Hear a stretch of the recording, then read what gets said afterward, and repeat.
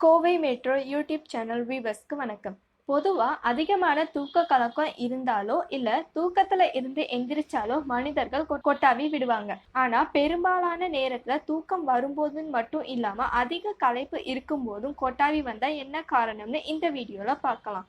அதுக்கு முன்னாடி Kovai metro YouTube சேனலை இதுவரை சப்ஸ்கிரைப் பண்ணலன்னா சப்ஸ்கிரைப் பண்ணுங்க.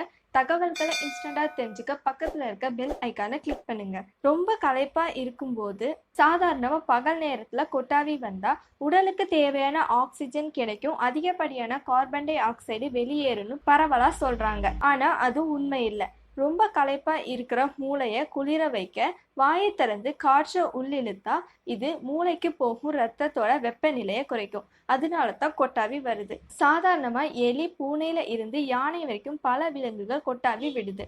இருந்தாலும் குரங்கு, சிம்பன்சி போன்ற விலங்குகளுக்கும் மனிதர்களுக்கும் தான் ஒருத்தர் கொட்டாவி விட்டா இன்னொருத்தரும் கொட்டாவி விடுற பழக்கம் இருக்கு.